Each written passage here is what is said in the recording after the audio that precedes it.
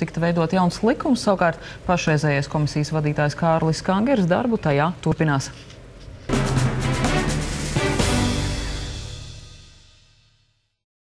Šogad jaunā pedagoģu atalgojuma modeļa ieviešanai būs nepieciešami 10 miljoni, bet nākamajā gadā 30 miljoni eiro.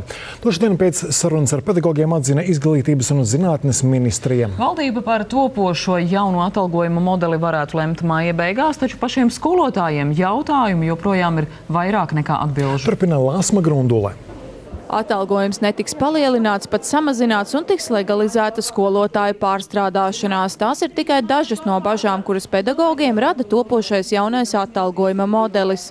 Šodien Arotbiedrības un Izglītības ministrijas sarunās gaisotne bija sakāpināta, un skolotājus nācās apsaukt teju kā skolā. Es mēģinu jūs sazvanīt, ka mēs varētu sākt laikā. Ne visiem ir skaidrs, cik naudas saskaņā ar jauno modeli ieripos viņu maciņā. Pēc iepazīšanās ar jaunāko piedāvājumu atzina skolotāji. Nav skaidrs īstenībā, jo nav piešķirts finansējums vajadzīgais. Viss atkal atdurās pret finansējumu. Un viss ir atkarīgs no tā, cik piešķirs, vai atkal mums iedos mazumiņu un teiks pagaidiet nākošo, aiznākošo gadu.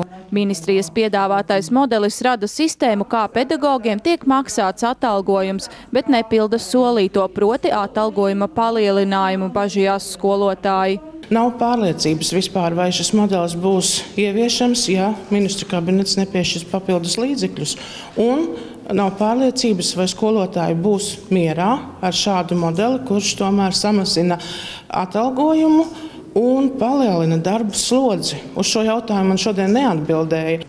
Modeļa ieviešanai šogad nepieciešami 10 miljoni, bet nākamajā gadā 30 miljoni eiro.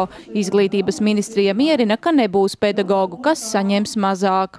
Nav pamata apgalvot, ka mazāk lielajās skolās, kur cilvēki strādā ar ļoti lielām pārslodzēm, samazinoties viņam šim kontaktstundu skaitam, bet iespējams paliekot vienādam tarificēto stundu skaitam, viņam tā atalgojums varētu palikt tas pats. Arotbiedrība sola detalizēti iepazīties ar jauno piedāvājumu un līdz modeļa izstrādei uz protestiem neviens netiks mudināts. Šeit ir jāsēž un jārēķina. Tā no dzirdētā uzreiz pateikt, jā, kā tas varētu izskatīties, ir grūti. Vēl ir 2 mēneši līdz kaut kādām ļoti konkrētām gala rezultātām. Mums vēl ir iespējas tiešām diskutēt, ja, un ieteikt priekšlikumus. Tomēr skolotāja gatavība protestiem ir augsta.